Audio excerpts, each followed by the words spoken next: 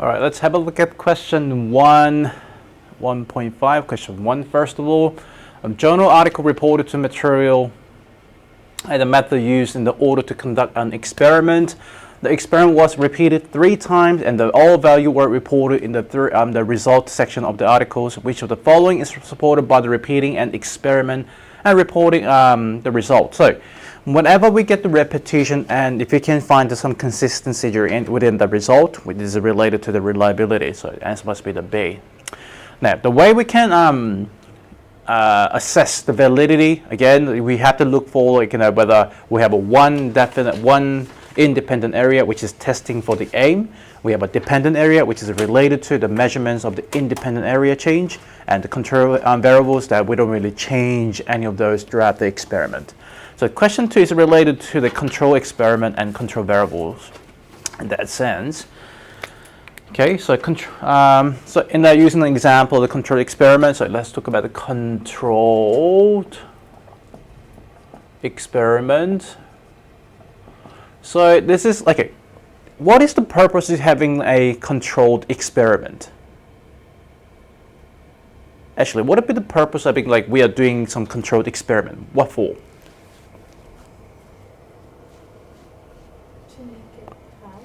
To make it valid. So we want to think about the aim of the experiment there again too. We want to get the valid experiment, which is testing for the aim. So having a control experiment, as I said, it would be a good kind of barometer, a standard giving us that, hey, that's a standard. Then you can have the various independent variables compared to the control variables so that you can justify, you can strengthen your validity. So in a controlled experiment, we can think about, say, 2 groups of the students, 2 groups of subjects are tested. Of the subjects are tested. You can give very specific examples, and the groups, in that case, the groups, or that the test performed on them and on them are identical. Okay, except the one single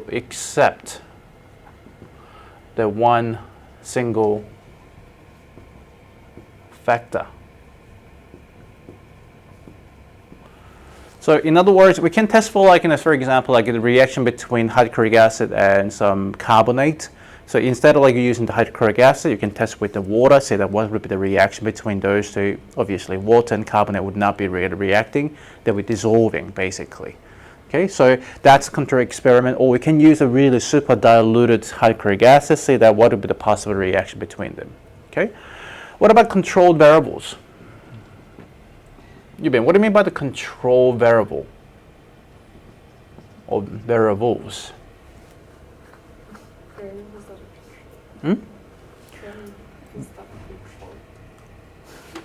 Yeah, yeah, right.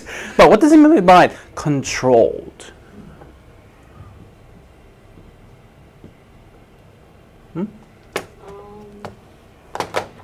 They kept the same. Yeah. In the same environment. Same environment. So variables that are kept the constant. So for example, some of the experiment, we can talk about some experimental, the conditions or the environment. It's like when we perform an experiment, whether that's a physics or chemistry or biology, we try to do that in the same environment, same laboratory environment if you can. We don't bring that the apparatus to the high mountain onto the or down the water. So that's one thing. Or you can think about some this is the variables that are not duplicated with the independent and dependent.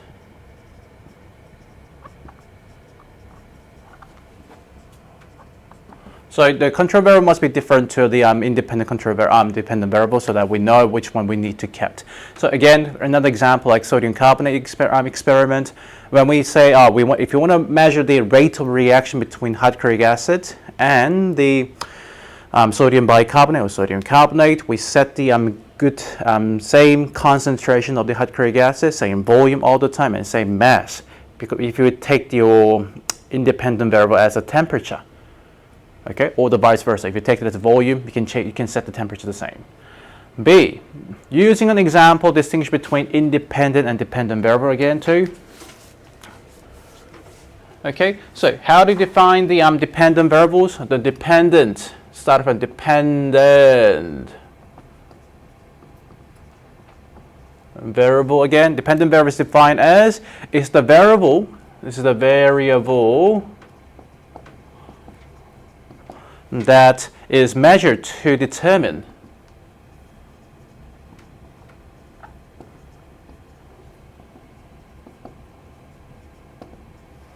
the effect of the change.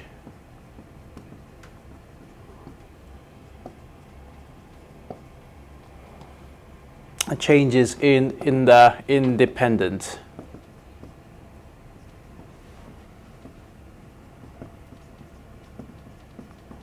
The variables. So you will need to see that the close relationship between independent and dependent variables. The independent variable is then variables is something that is the variable that is changed in the experiment, is the variable that is changed in an experiment. Please remember that independent variable is the only variable you are allowed to change, okay? And dependent variables you are measuring. And then this is like, for example, like we had to give like example of the example of the temperature in measuring, or sorry, actually determining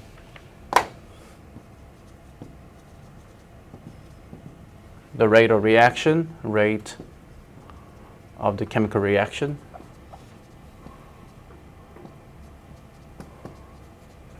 Now, dependent variable must be like a really set value. Sometimes it doesn't really need to like related to the aim straight away, but the way you need to measure must be the accurate way. So when we counting the temperature, as an independent variable of the rate of reactions, so chemical reaction of, say, for example, sodium bicarbonate plus the hydrochloric acid, if you want to see that, okay?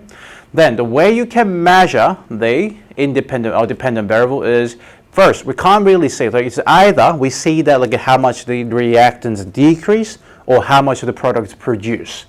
So we can measure from the production of the CO2 gas.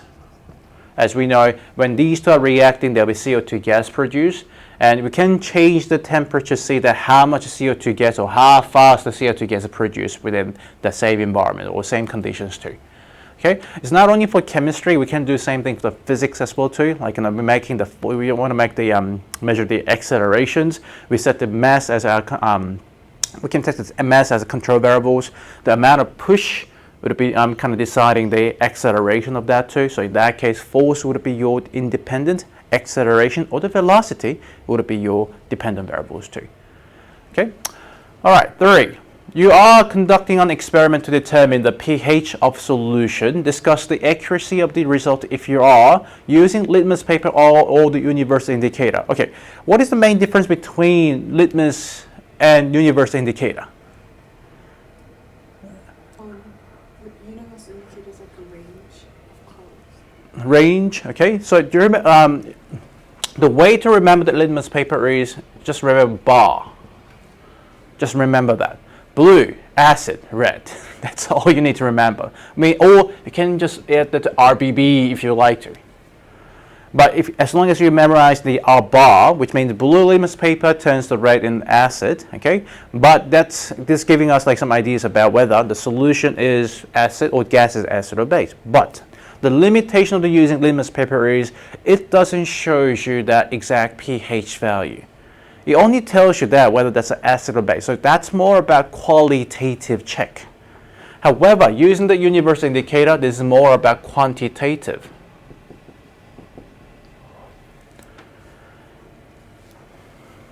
Now, so in terms of the accuracy, yeah, universal indicator would have the greater accuracy than the litmus paper because it shows there's some ranges of the pHs too. But let's compare it to the calibrated pH meter. This is like a digital pH meter, which we kind of put it into the pH meter into like solution that you can get the exact pH number. Okay, so in terms of the accuracy, if you need to measure pH for your experiment, it is recommended to use this calibrated pH meter. Okay, now it's very important that we need to calibrate it. If you don't calibrate the pH meter, means that even though you're measuring the pH of the water, it shows a 6. Means that we call that a systematic error. The error is ongoing every single time you're measuring the pH. So very important to calibrate it. That's not for the accuracy, that's for the validity. But using this would increase the accuracy. So remember that accuracy is related to what kind of tools that you use, what kind of like apparatus, and your techniques as well.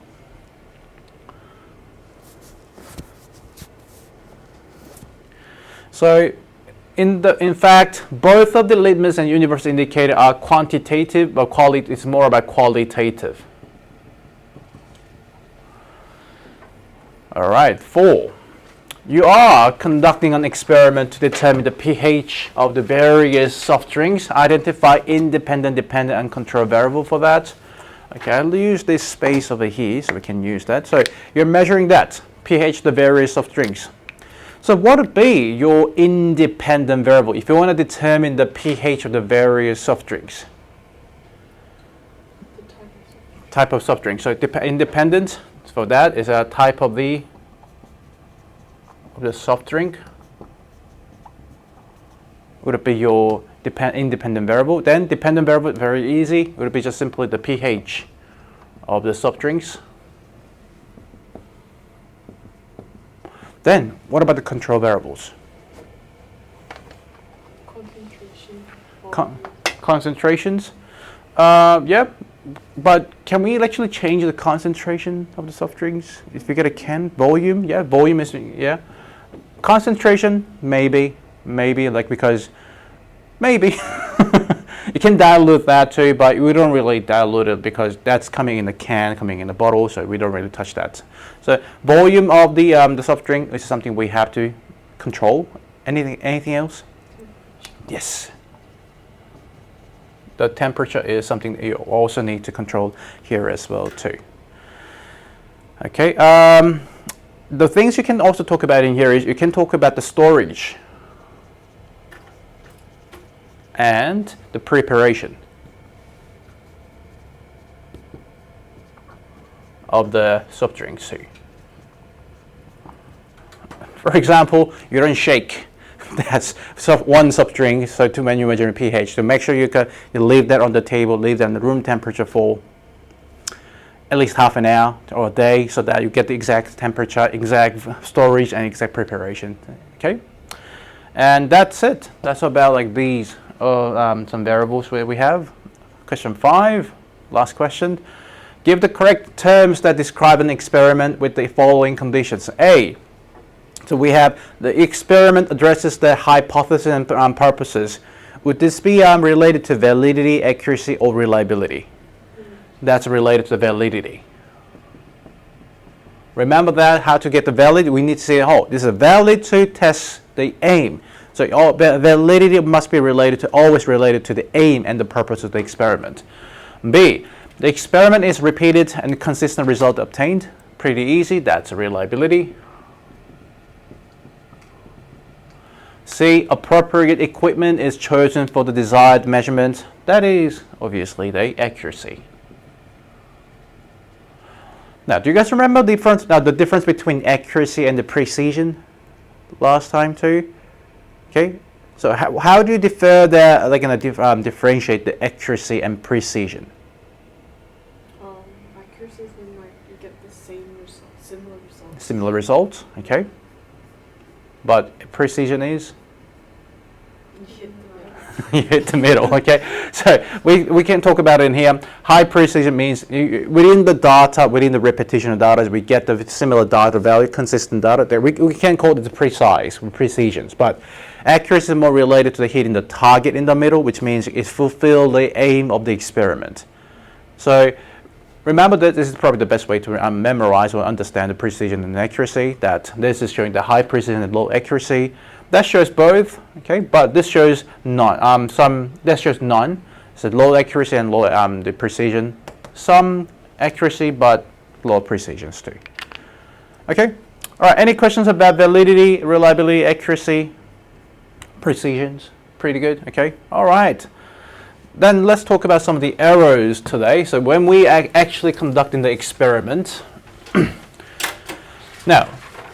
You probably get questions like, hey, what would be the possible errors too? But there are, okay, remember that there are only two types of the errors in science experiment, but there could be one more thing. I call it mistakes. Okay? I mean, it's quite obvious. We are, as a human being, we can make the mistakes, but we do not have, okay, guys, this is something very important. We do not have something called a human error. I mean, like, what do you mean by human error? Yeah? So everything involved in your experiment is related to the human beings. You're not allowed, like animals, do your experiments. So it's more accurate to say, hey, we can either have the systematic error or the random error. Mistakes is included in sometimes the random error. So let's talk about the systematic error first. So systematic error are errors that are consistent and will occur again if the investigations repeated in the same way. So they are usually a result of the uncalibrated, the measuring tools,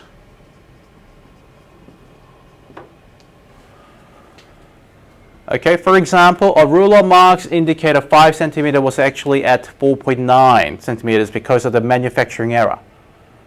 Okay, and the researcher repeatedly used a piece of equipment that was not calibrated correctly throughout the investigation. So this is why I kind of emphasize that it's very important to use calibrated pH meter.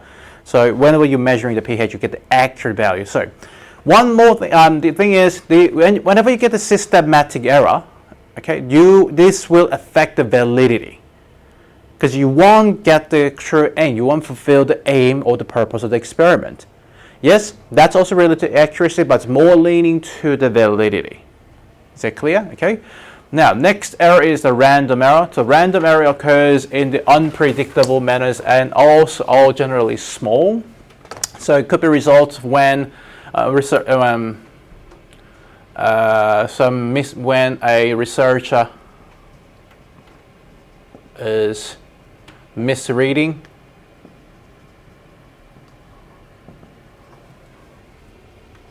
or inappropriate,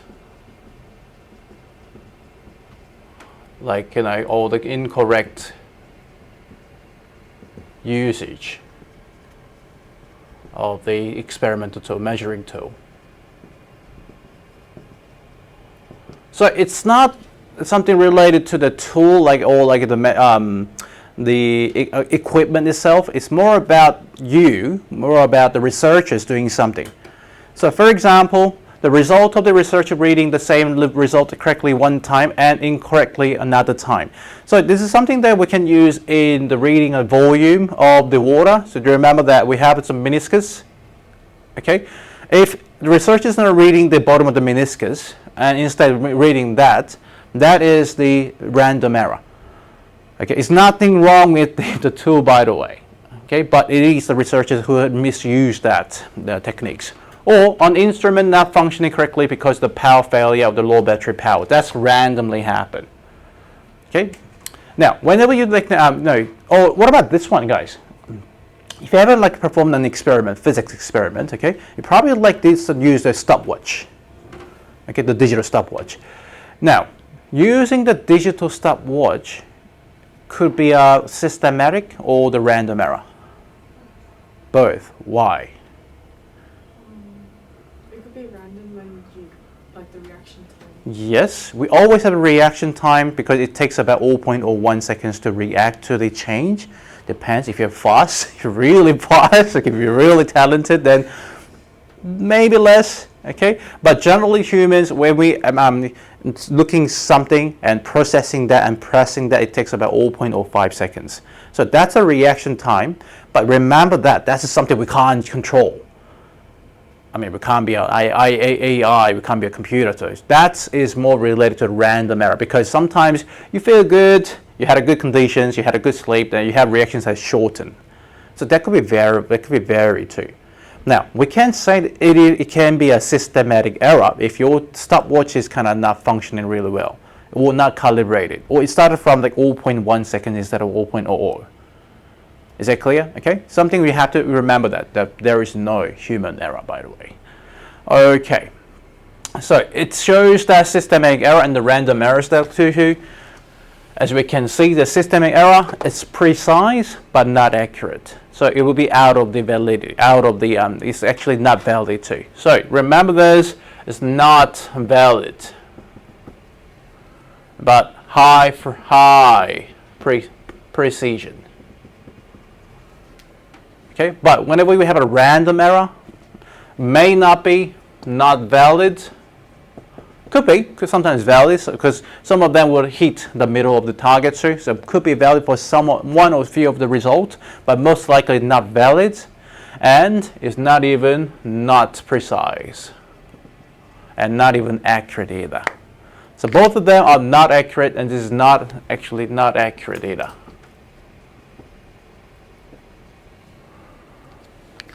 So we have to be aware of using those and make sure we try to avoid any of the systematic and random errors. Now, common type of question that you can get is you can get a scenario, and they can ask you, hey, is there any error? Remember that we only have two errors, systematic, random errors. That kind of question means that you need to talk about what could be the possible systematic error in that given scenario, what could be the possible random error in the given scenario. Therefore, how does it affect the validity, accuracy, possibly reliability too. Okay, whenever we get the this error by the random error, by the way, this is not reliable. Remember that reliability is not only for the repetition of the experiment, it's also related to the consistency too. So techniques to reduce the errors, we can always use the appropriate equipment. So another good example is when you're measuring the volume of the solutions, we do not use a beaker. We do not use just your feeling like, oh, I think this is approximately 100 ml. We do not do that. We do not use the water bottle. Okay, we always use the measuring cylinder, or more accurately, we can use something called a pipette. That's exactly measuring the given volume, whether it's 25 or 50. That's the choice. The choice is very important. Calibrated equipment. Yes, make sure you calibrate every single time before you use it. Correct use of the equipment. Okay, like measuring cylinder. Don't lift it up. Okay, I've been seeing some people lifting up the measuring cylinder here like this. Oh, this is approximately that. No, leave on the table, bend down and read that. Use your body, okay? Repeat the investigation. All right. Repeat of the investigation is also related to the accuracy, because what we do after we repeat the experiment, we kind of exclude any of the outlier. That's one reason, and we get some average value. The importance of getting the average value is by get the average value, we are automatically excluding or minimizing any of the random error. Okay, so it is very important you repeat, exclude any outlier, or even if you can also draw the line of best fit, so that we can get the more accurate data that we want to have. Now, lastly, using information from the secondary sources too. Yeah, we can compare from your primary data to the secondary sources. Compare that. Okay, so secondary source. I mean, it's probably the, if both of you are testing one experiment. Okay, actually your data is your primary, but Ubin's data will be secondary. So you guys can compare to each other, see that whether that would be a wrong or some consistency during the results too. Okay. All right, let's talk about then sig figures and scientific notations. Does anyone know about the scientific notation or significant figures? How to write that? You probably learned in mathematics, I guess. Okay, some decimal points too. In mathematics, it is recommended to leave your answer in the 2 decimal points, sometimes up to 3 decimal points too. In science, not only for chemistry, physics, and biology, sometimes we all ask you to leave in your answer in the sig figs. Okay, and this is something very important. That from year 11, I'm not too sure about year 10, it depends on schools too. Some teachers are really strict on the sig figs. From year 11, if you get it wrong with the sig figs in the final answers, you can get a mark deducted. So it's very easy. So all the sig figs, if you have a 21.9 over here, that's rare. That is a 3 sig fig values. But if I have all 2, any of the 0 in front of some whole number, that's 1 sig fig only. The 0 at the front would not be counted. The only time we count the 0 is when the 0 is in between the number between the whole numbers, that we count as sig fig error too. Oh, sorry, the sig figs or significant figures. Now, unless specified, the final zeros in the whole number are not considered to be significant. Means 1, 2, 3, 1, 2, 3, 0, and 1, 2, 3, 0, 0, 0 are all numbers having the 3 significant figures. But if you want to show that zeros or if you want to include that sig figs, that zeros into your sig figs, you can make a decimal point here like this. So for example, this 0.01200, that's considered to be the 4 sig figs because any of the point that dot and any of the zeros after the whole number will be counted as a sig figs too. So another way we can show that is for 123.0, we can show that 1230 times that 10 to the power of something. This is a common like a sig fig notation that we use quite a lot too. I know this is the same as 12.302, but it is the best to show that. And the hint of the sig fig is it's always be, if the marker on the examiner wrote the paper correctly, yeah, sorry, there's some errors in the questions too. You will see that very specific sig figs given in your question, and you need to follow that.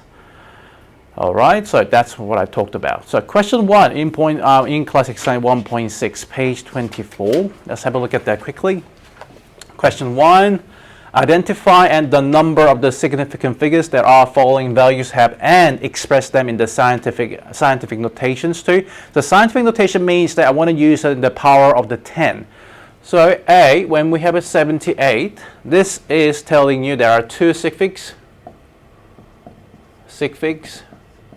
The way we can show that in the scientific notation is we can show like 7.8 times 10. That's how we can show the scientific notations.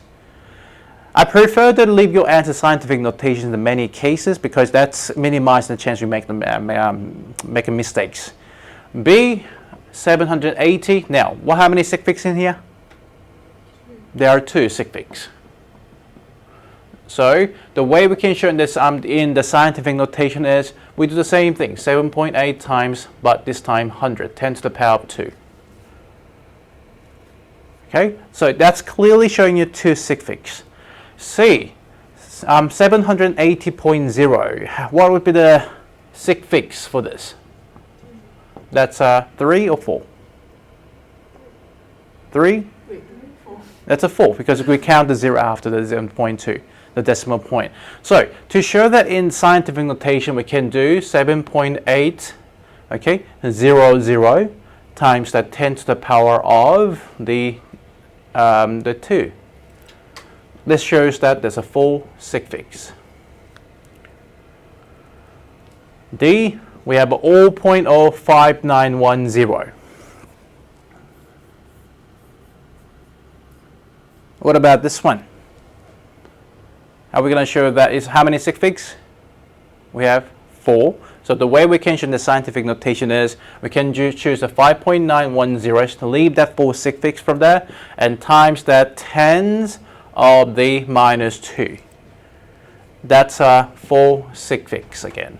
Then lastly, E is 1.05910.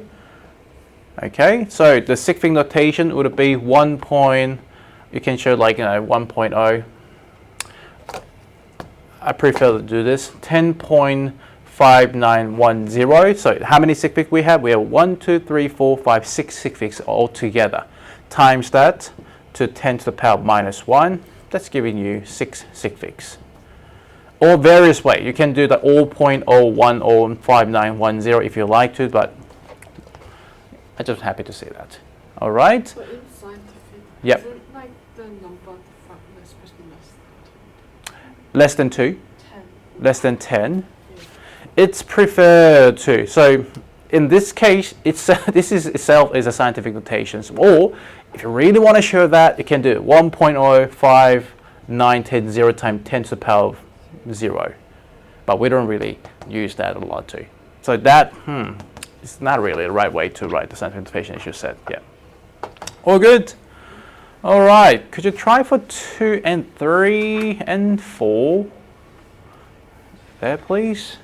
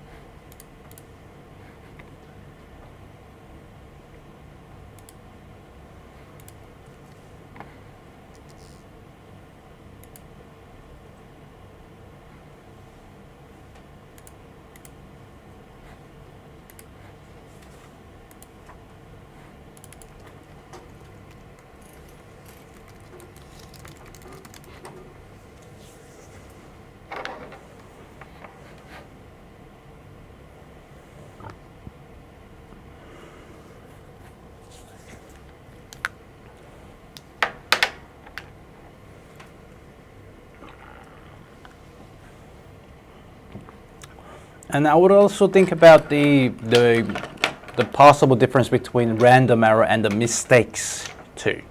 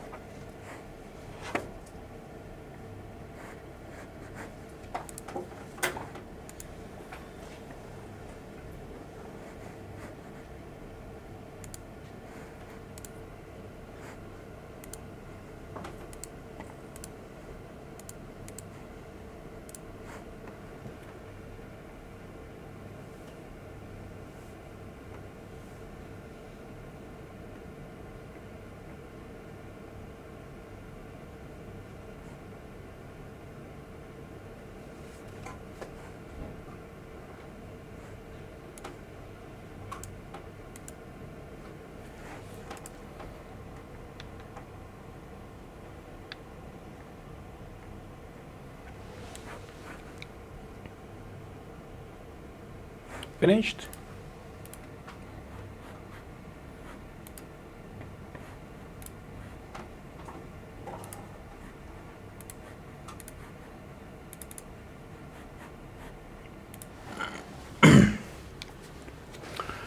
Okay, give me 1 more minute.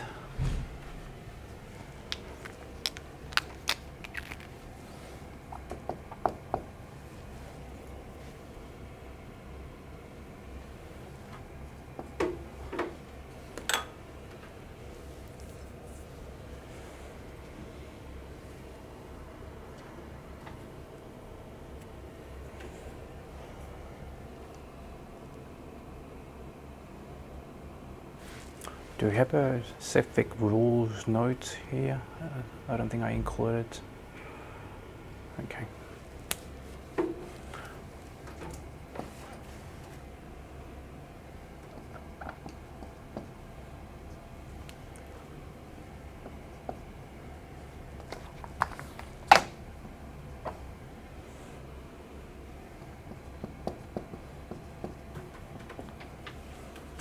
Okay, let's change that to the given 3 sig figures. So we have, first of all, we have a 9, 1, 4, 5, 6, 2, 3. That's a 1, 2, 3, 4, 5, 6, 7. 7 sig figs given.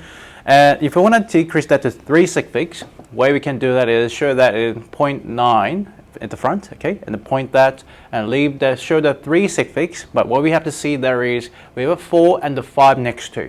So we have to round it up.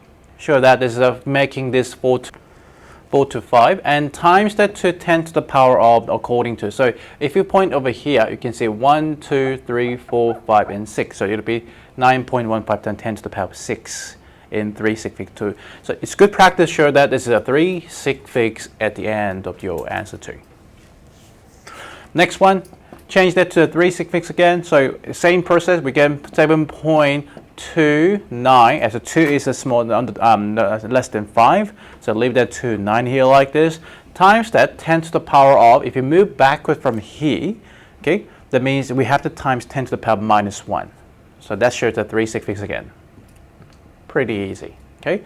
Next, last one, 1001, it can be represented as 1.00, simple as that, times 10 to the power of 3. Is how we can write it, and that's a 3 sig figs as well too.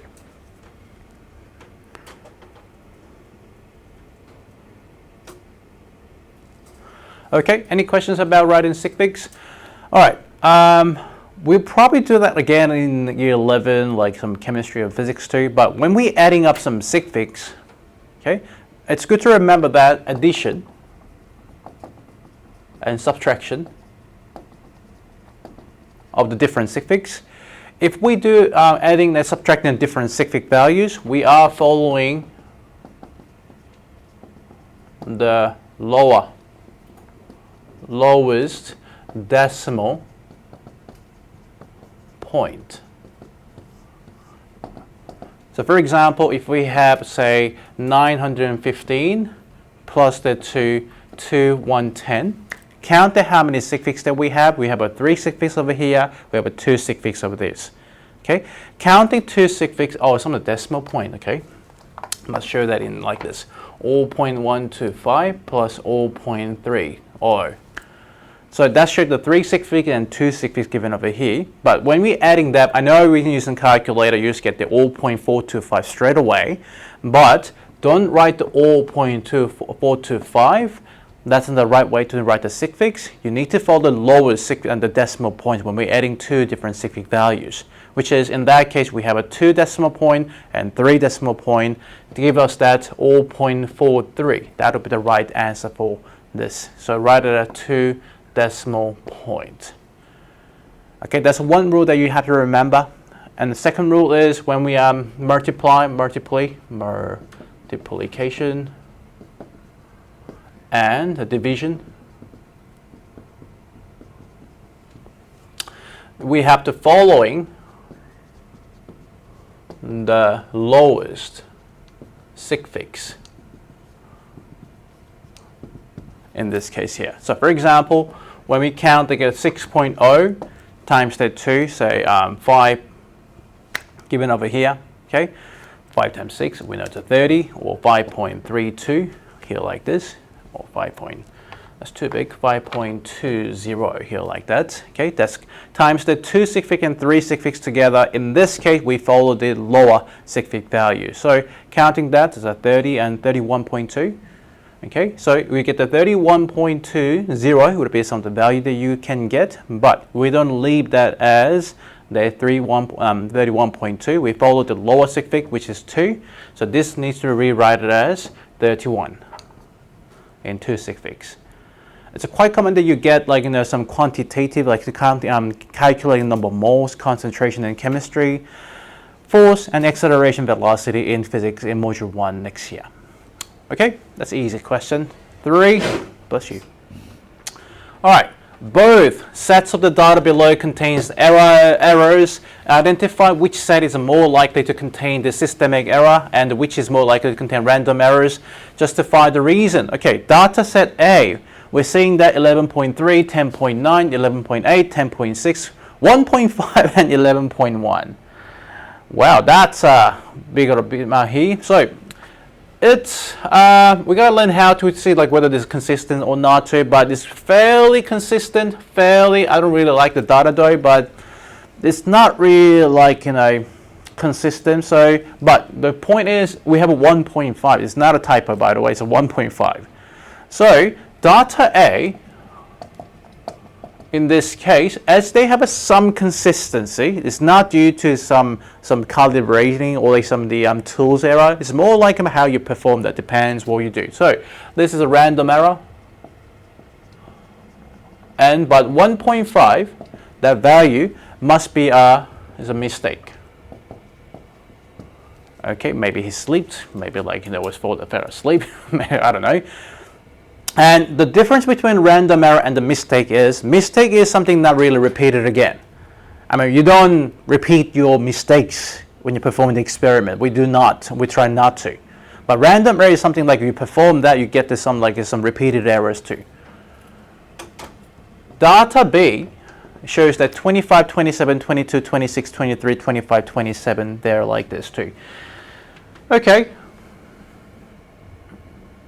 It kind of shows like some of the errors. So let's find the highest value. We have 27, 27, the lowest value 22. Okay, it shows that and it's hard to determine because we need to see what kind of experiment they perform to. But by just looking at the data set over there, we can assume that there's a systematic error. This is not reliable, obviously, because we can't see the good consistency within the result. Good repetitions, but if we're taking the counting into finding average value, I probably need to exclude some of the values here to get the correct average value too. Again, to define that, to correctly define, justify a systematic error, we need to see the methods in that result too. Question 4, what type of the error is associated with the inaccurate measurement? Inaccurate measurement is related to, this is related to systematic. Okay, whereas the imprecise is related to the random error too. Remember that accuracy and precision, difference between accuracy and precision, that's how we can determine whether that be systematic or the random error as well too. 5, identify whether each of these errors is a mistake, systematic error, or the random errors. So A, the pipette that should dispense volume of 25 plus minus 0.03 milliliter dispenses an aliquot of 25.87 plus minus 0.03 milliliters. What is this? This is something wrong with the pipette. It's a manufacturer problem, so this is related to the systematic error. Even though you perform the experiment, like you're using the pipette correctly, that you get the inaccurate data every single time you've used that pipette.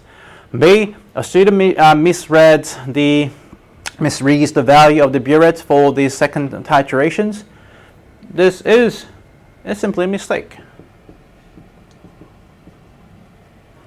Okay, it could be a random error, part of random error, but again, the misreads is not really repeated again. We can assume that you performed a good technique, you did a good experiment, with good techniques. C, A sample of the sodium carbonate powder is weighed 3 times. With these results, we have 1.5791, 1.5792, and 1.5790. It's quite accurate data is given over here, but we see some difference between those data, and that's the given data value changes here. That's due to random error. Again, to minimize the random error, we can find the average value of that too. All right. 6, last one. A scientist carries out a set of the experiments, analyzes the result, and publishes them in the scientific journal. Other scientists in the different laboratories repeat the experiment but do not get the same result as the original scientist. Suggest several reasons that could explain this. Why is that? Any reasons can you think of? Environment. Performing different laboratory. Mm-hmm. Systematic error. Okay, so let's think about like some design of the experiment. Like it's like you design on the experiment, you kind of share the same method to the other person here. But if your design is poor, okay, if the design is not so like it's not precisely telling you what to do, then obviously you can't get the same data as too. It's basically the same as you cooking the instant noodle without the recipes. I just give you about like a packet of the instant noodle. Can you cook that for me? And like without telling you how to do it. And I know how to cook it because I know how tasty it is. But where you cook it, it will probably be different. You put too much water, too less water. It will be completely different result from that too. So the experiment design may be poor because of the lack of the. We can say the lack. This is due to the lack of the. In that case, objectivity.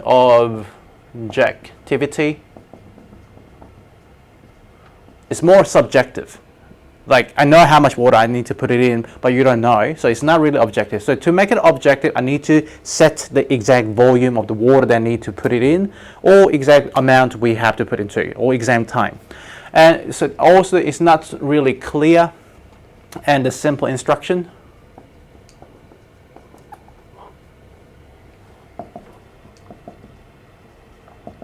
Think about why we fail in the cooking something, like if we don't have any good recipes or guidelines, and sometimes the appropriate the experimental tool.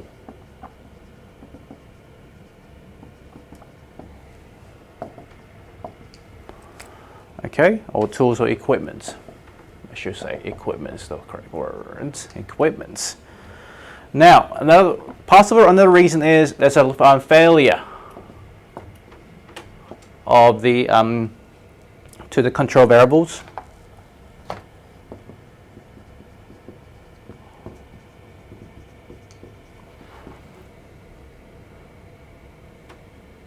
Okay, this could be due to some poor hypothesis too.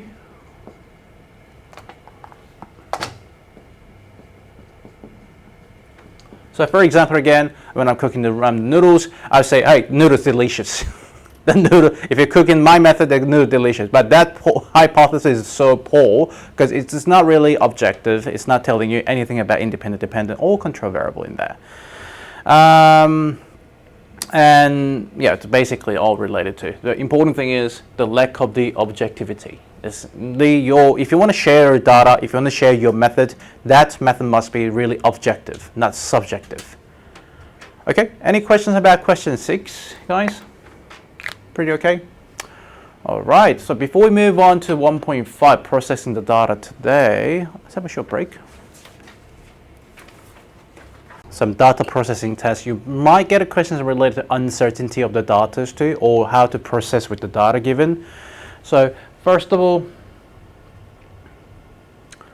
we get this. Okay, so you need to know how to plot the data in the given tables too. So the good table must include first as a descriptive title. Okay, it also needs the column headings, line numbers, and dependent variables in the left columns, most likely. Now, in your headings, you must include the units, and it's very important that you don't repeat the units in the tables. Because I see from some of the student report, they're writing ampere all the way over here. As long as you put the unit in the bracket here, it's telling you that all of that's sharing the same unit. Now, that left-hand side of the column is showing you the independent variables, and dependent variable must be like next to that too. And you can find something like the related data using these two values over here. So you've been seeing many good the tables. You've been drawing the tables quite a lot too. You know how to deal with that. But another thing is the sig figs and decimal points. If you have a 1 decimal point set over here, which is 2 decimal points, that needs to be in the 2 decimal point of the whole table. Okay. Not the sample numbers, by the way. You don't need to put 1.00 because we don't have 1.02 in the samples. Sample will be just 1, the whole number, it can be do. But important to show that in 2 decimal point and repeated the whole units too. Okay, and again, when you find the resistance, because the resistance can be found using the Ohm's law, that R equals to V times I. Remember that we are multiplying the 2 different sig fig values. Means that you need to leave it in the given sig fig values or in the decimal points in that sense too. All right, so the table process data usually presents the average value of the data called the mean. However, the mean on its own does not provide an accurate picture of the result. So when there is a range of the measurements of the particular value, the mean must be accompanied by the uncertainties. Highlight that, please, for your result to be represented as a mean in an accurate way.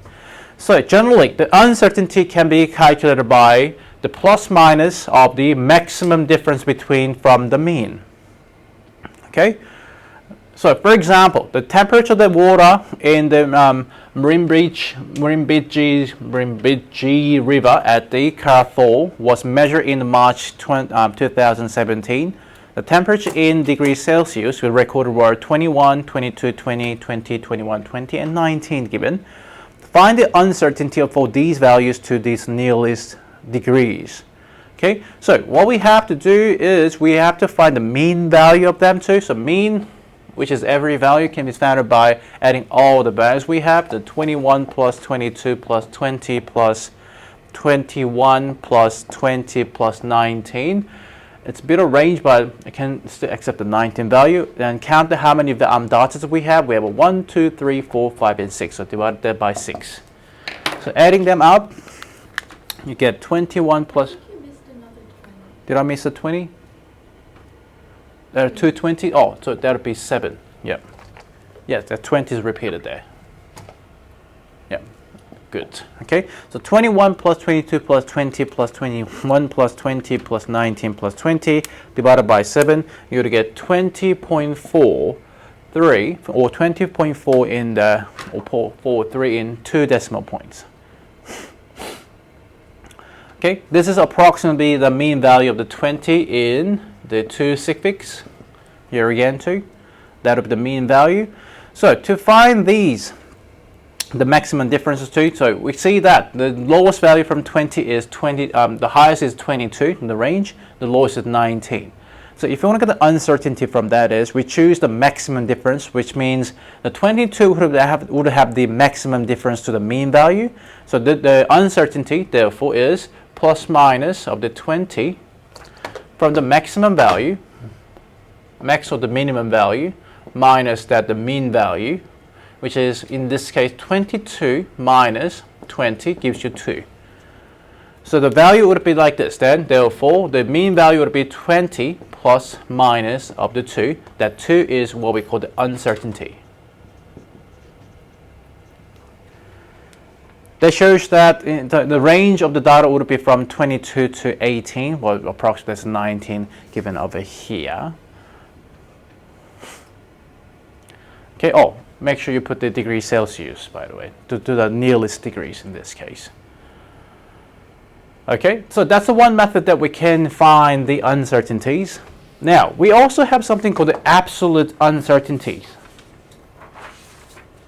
Now, the way we can find the absolute uncertainty, don't worry about the 100. This is actually, this is kind of typo. The way we can find the absolute uncertainty is we have a plus minus half of the precision. Now, the precision will be depends on the data or depends on your measuring tools too. So, for example, think about we have say a tool that measuring the ruler. Let's say we have a ruler which can measure up to the 1 millimeters here. Okay, so for the ruler measuring the 1 millimeters there. Okay, we can have a ruler with measuring up to nanometers, but generally I'm talking about the rulers that we're using. If you know the ruler's measurement is millimeters there, your absolute uncertainty would be half of that millimeters. In other words, it would be plus minus 0.5 millimeter would be your absolute uncertainty, because that ruler can measure up to 1 millimeter. So another example is we have a measuring cylinder, which is measuring up to the milliliter, yeah? Okay, then its absolute uncertainty would be plus minus 0.5 milliliter. So when you measure, for example, you measure something, let's say 100 mils. Okay, then its absolute uncertainty, with that before we take into account of the data, would it be 100 plus minus 0.5 milliliters. So there could be some errors due to that measurements in that case. That's what we call the absolute uncertainty of the measurement tools. Does it make sense? Okay. Then the way we can find the percentage uncertainty is we use the absolute uncertainty values divided by measured uncertainties. So which is from the measured value times 100. So let's have a second example given over here. So you think about what I mean by the absolute and the uncertainty given. So 1.7. You are conducting an experiment that requires you to measure the air temperature at the same time each day. Using a thermometer, which measures in units of the 1 degree Celsius, you collect the following data. So remember that your thermometer is measuring up to 1 degree Celsius. So the absolute uncertainty would be half of that, which would be plus minus 0.5 degrees Celsius, would be the absolute uncertainty. So even though you know that you're measuring the quite accurately too, but because of the measuring tool, we always carry some uncertainty issues. B, what is the percentage uncertainty for the temperature on day 3? So we have a day 3 of 21. Okay, so what we do to find the percentage uncertainties, we can find it by absolute uncertainty of the 0.5 divided by the measured value of 21. That times 100%. So which gives you that 0.5 divided by 21 and times 100. This gives you 2.3. This gives you about 2.3, yeah, 0.5 divided by 21 and divided by, you get 2.38%. Or you should be write it as this, because we count the plus minus for the uncertainty. It should be plus minus of the 2.38%.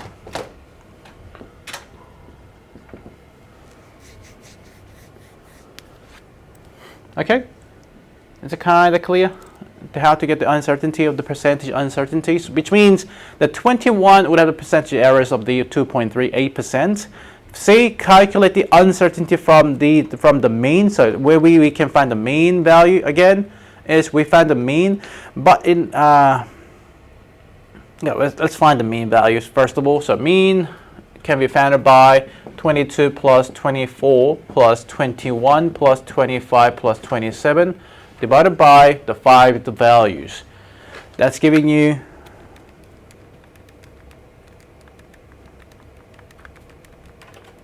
divided by 5, you get 23.8. Okay, that's a mean value. Now, the way we can find the uncertainty again,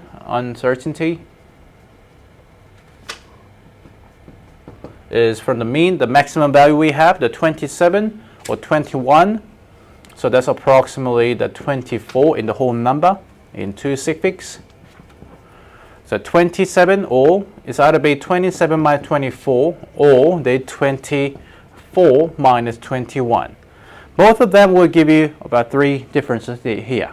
In this case, we follow both of them, so it gives you plus minus 3 is the uncertainty value that we can have. Does it make sense? Okay, but in case you have the greater value than 3, you follow the greater value because that's more uncertain. Okay, now graphs.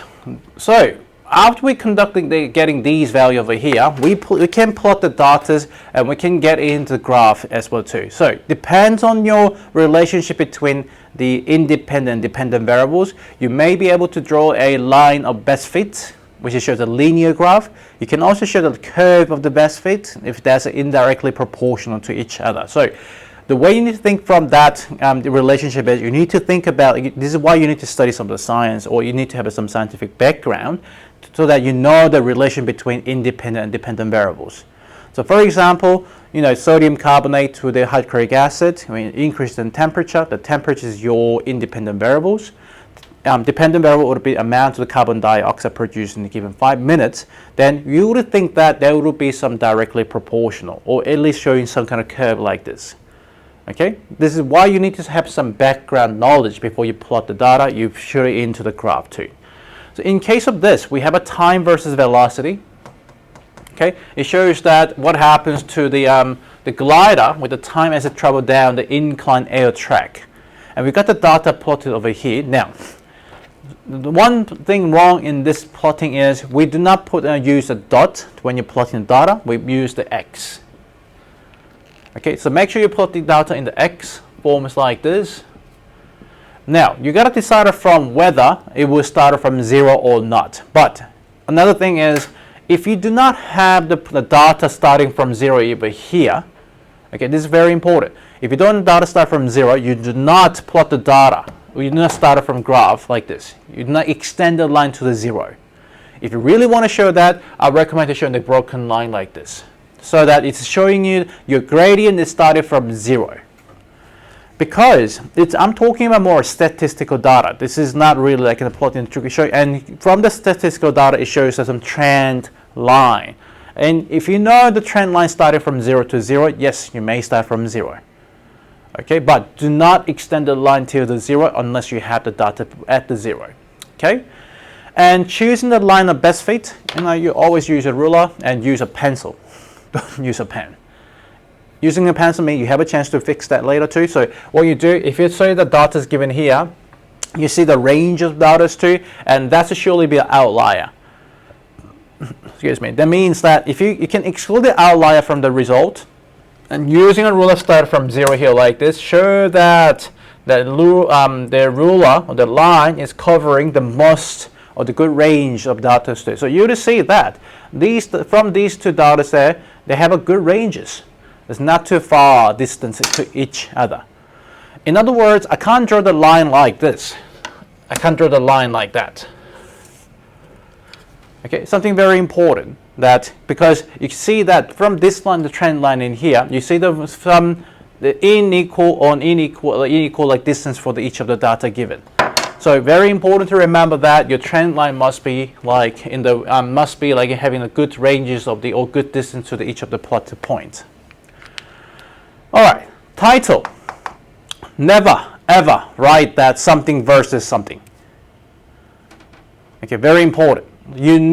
It's not accepted like the titles. Your title must be descriptive, telling you that, hey, this is a relationship between your independent variable to the your dependent variable, or the trend line of the independent dependent variable. For example, it shows that graph of the velocity of the glider with the time as it travels down an inclined air track. So the marker should know that what is the graph is about by reading the titles.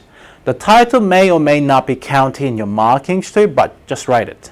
Just write it, just in case. You never know. Okay. Axis, yes, it must be in the good range. Preferably, we have a range, the data range for data increase by the multiple of 5. It's best to show the multiple of 5 or the whole number 1, 2, 3. But don't increase the number by 3 or 4 in the random numbers. Okay, acceptable 0.25 to 0.5. Yeah, I accept that. And make sure you put the correct units and that too. So assume that you both have the good techniques during the line of best fit or plotting the data too, but you get these questions till you finish HSC. Not only that, you get lots of these questions coming in year 11 and 12 in skills test set. And most likely in the skills test, you don't know what kind of data you will get. It may not be related to your the contents you learned in year 11. It would be probably like using some of the year 12 content, sometimes university contents too. But do not get afraid of that too. When you get the trend line, it tells you something about it. There must be a close relationship between the independent and dependent variable as well too.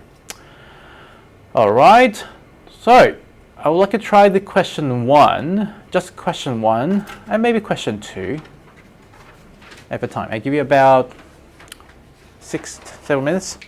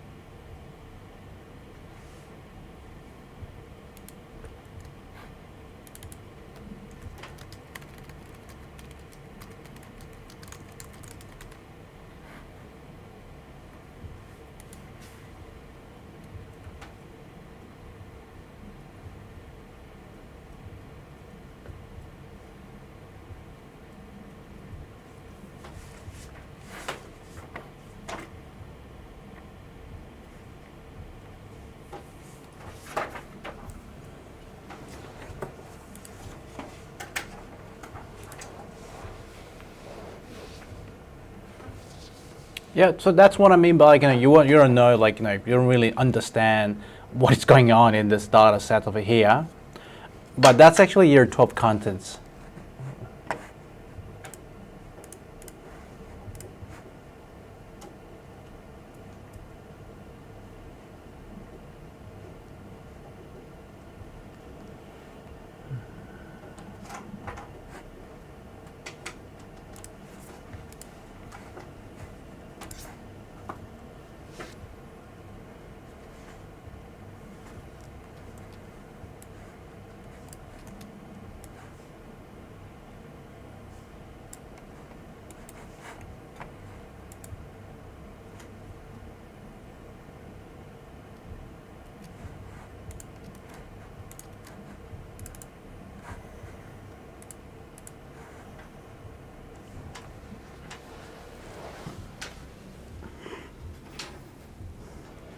Again, it's pretty easy if you just got a data. Okay.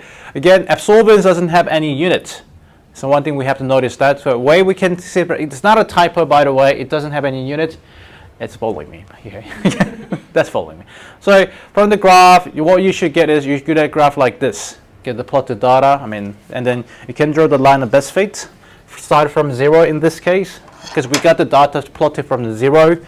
And if you plot the line of best fit correctly, it must be something like this. From 0, use your ruler to determine the good range of data, and it shows something like that. Okay. Oh, oopsie. Okay, that'll be the trend line of this data set. All right, B, the outlier. This is the outlier. Okay, we can see from the graph that that's totally out of the range of the trend line, and that's how we can define the outlier. And what does it mean by the outlier? So an outlier is, so we define the outlier as a point of the data. Point is a point in the data that is like that does not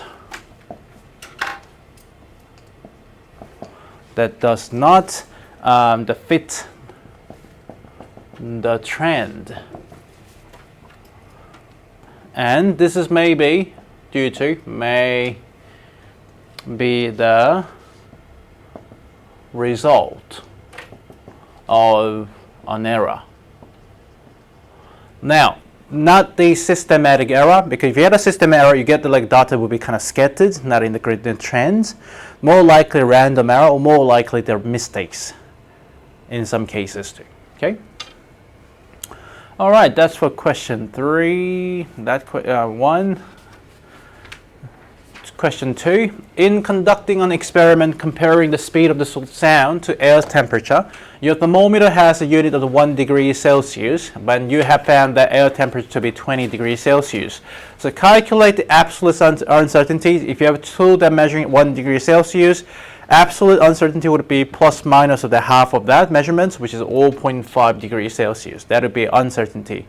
Or sometimes, if you look at some of the tools, it shows the absolute uncertainty value next to. So, for example, pipette, we're giving you 25 mil plus minus 0.1. We take that as an absolute uncertainty if that's a given. But in case you're not given, so we take that as our absolute uncertainty. B, the percentage uncertainty. To find that, what we do, plus minus 0.5 divided by 20 here again times the 100%. And what you guys get? Plus minus 2.5%. That would be the percentage uncertainty in this case. Pretty easy, okay? So guys, whenever you get the uncertainty question, don't get afraid of that. I mean, that's kind of telling you how uncertain the data could be. That's it. All right, any questions about these scientific skills so far? We're going to do some questions next week, probably the week after, but they're pretty straightforward. Next week, galvanic cells. Well, okay, let's have a prac. We're going to build a galvanic cell in here, which is part of the 11, but why not?